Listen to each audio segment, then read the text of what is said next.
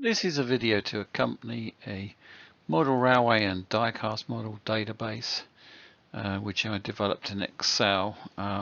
It's technically actually a spreadsheet but with database features. The idea was to record my model road and rail collections. This is what the database spreadsheet looks like, and just to give you some idea, the database design has been tested and is currently in use. It is primarily designed for 1/76 or 4mm scale collections, but it can be used for models of any scale.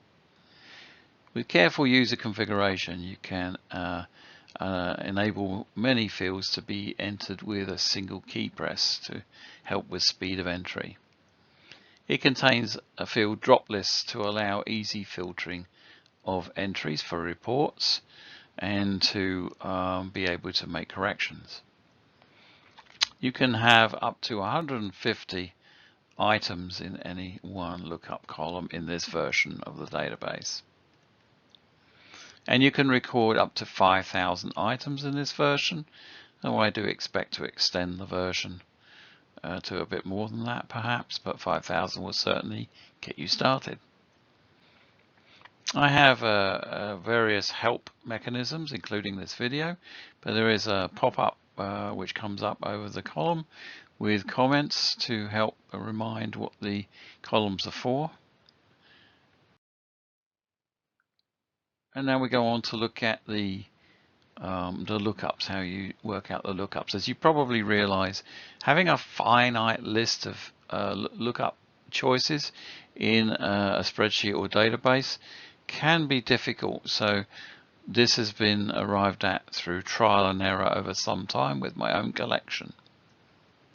The first set of lookups you can see here, and the first thing you'll probably notice is the different colors across the top. Where the color is blue, it will be for both road and rail. Where it's orange, it's for road vehicles. Where it's green, it's for railway models only. Now my spreadsheet, my database is only containing road and rail and buildings at the moment. I did actually provide a type anticipating some airline related material to aircraft and things like that, but I don't have any of those items in the database at the moment. You'll notice operator is orange because it only really applies to vehicles. There is a separate column for rail companies. Many of these columns of course are appropriate for both rail and road, and so that's where you will see the blue. You'll notice that the era list is basically the railway eras, and in my case, because I model Great Eastern Railway, I chose to start my eras in 1862. You'll notice that gauge is at the end in green because that really only applies to railways.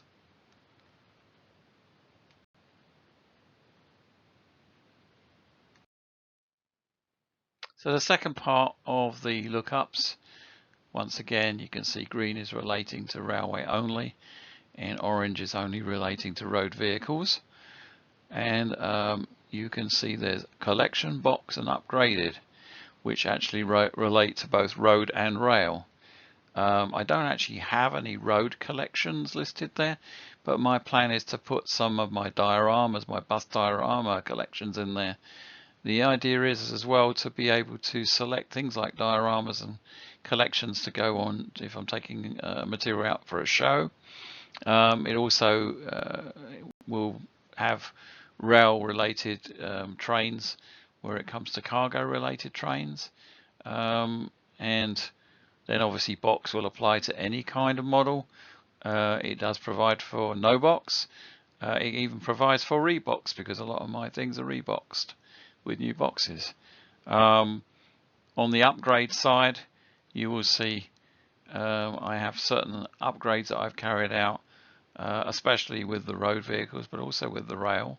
There's an entry there for withdrawn, which basically does mean I don't have it any longer. You can see the railway operators in column R, and you can see the railway items in column S. Haven't always kept to that the idea that the first lookup choice should be unique. It's kind of hard to do that in some cases. I might revisit the rail item list, as I can see some potential for making better unique entries there. But if you can try and keep your entries with a unique first letter in the column, it's going to make it much easier to enter your information, because you'll only have to press that one key and it will pop up, for example, as mint for the box, or it will pop up as simplex for couplings, or buckeye for couplings, coarse or fine.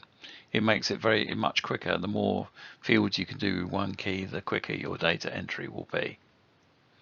You might get an error message up, and this is what it looks like. This value doesn't match the data validation restrictions defined for this cell, which is a very long way of saying it's not listed. But you will notice that in a lot of these, in fact, I think in all the columns except for one or two, they have the option other. So you can choose other, and then you can select other later on from the drop arrow at the top of the column to find the things you've entered as other, and you can amend them once you've added the option you want in the lookup sheet in the spreadsheet.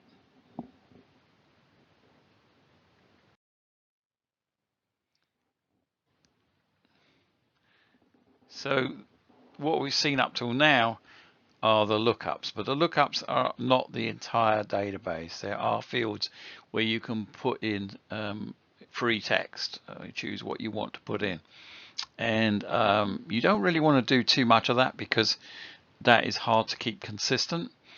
But you can see here that we have some yellow areas here which are where there's no check on what you put in there. So you have to check. So for example, if you put in Colchester, you might want to go in there and select Colchester and make sure that you put it in the right way and there's no spaces in it or errors in it. And you're looking for consistency in the database. So don't finish with the database just when you put your data in. Go back in, and especially on these yellow fields, make sure that what you see there is what you expect to see there. The yellow fields too, of course, will not be unique. Things like model number and location are probably not going to be unique. I like to record a location where I'm expecting my steam locos, for example, to have been based, and I put that in here. You can. There are other things though where you can almost have a lookup. Things like livery, for example, I have actually put in just about every livery I can think of, but I know there are liveries that I don't have right now and I might have in the future, so I've left that free. I don't particularly want to add things there, and I don't tend to search for livery either as a group of items, so that's something to consider as well if you're designing this and deciding whether to restrict the entry or not. At the bottom you'll notice registration number, route number, destination, front, back, or other. They actually are, I didn't want them to be unique. I didn't want to have to add things like route numbers. A lot of this relates to road vehicles, but actually not all of it, because you can have a front destination on a DMU and even on older steam locos too. The date at the bottom is the date that the item was entered. That's what I use. I don't use the date purchased or received. So again, you can see yellow is free-form data without checking for any model. Blue is actually lookup, but they all apply to both road and railway data. And orange is for road and green is for rail only.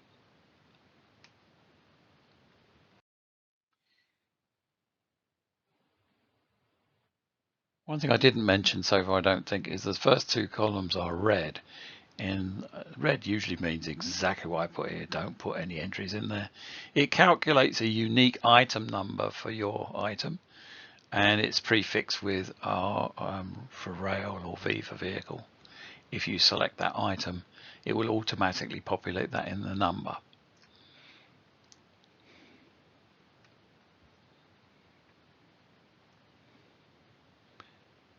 So once again, this is the color coding. A maximum of 5,000 rows can be added to the spreadsheet. That will be 5,000 items. And as I say, ideally you want that first letter to be a lookup. So when you first start, you can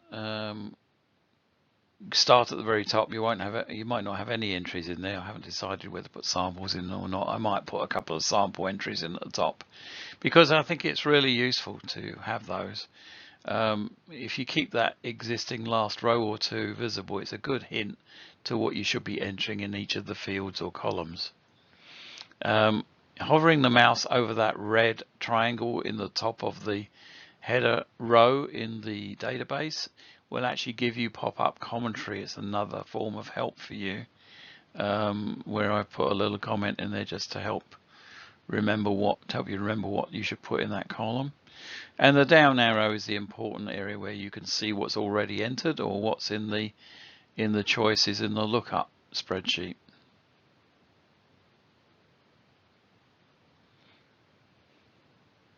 If you use that grey down arrow and you see it's blank, don't panic. You will see a scroll on the right hand side. Scroll up to the top of the listing and you'll find those things will appear as if by magic. But sometimes you'll go in there and they won't appear straight away. It'll just go blank on you and you'll worry that you've lost data. You haven't. Just scroll up until you can see the data. Again, repeating, if you find a choice is not there, the one that you want is not there, put in other. You can then go on that grey down arrow later and see all the records you've used other for. Work out what you need to add to the lookup tables and then add those values to the lookup tables. Go back in and choose them. Choose your new additions to the lookup table later on. But in the meantime, you've got each of these entries flagged as other. Don't forget, you when you're working on this, you have to make sure you return to your new entry before entering data. It's easy in this current version to overwrite existing data. You don't want to do that, so be careful that you're working on the row that you're supposed to be working. In this case, it will be row 459, which won't normally appear under row 320, of course, but that's the way I've decided to illustrate this because I didn't want to show you the records in between to confuse you. So you want to go up and you want to see the last couple of records so you can see what you did and try and match your data entry as it went before, but don't overwrite those existing records. Only put data in the blank row that you are working on. So your final database should look like this, and you may be able to enlarge this on screen if you would like to do so. You can pause this and enlarge it. Here is a subset of it, and I wanted to use this as an illustration to show all the different items that, the way you can use the database. The prototype, I didn't talk about that field much, but you can see there what I'm using. I'm using the class of locomotive, or the type of wagon, or even the type of bus as prototype. That's the prototype. You'll notice the livery again. It's best before you add in. You can add in to livery or prototype without being checked. So for example, for green lined, I could put GRN and then space and then lined, and it would take it. You don't really want to do that. So check and have a look on that down arrow, that grey down arrow. Have a look to see what's already there before you enter in your free text.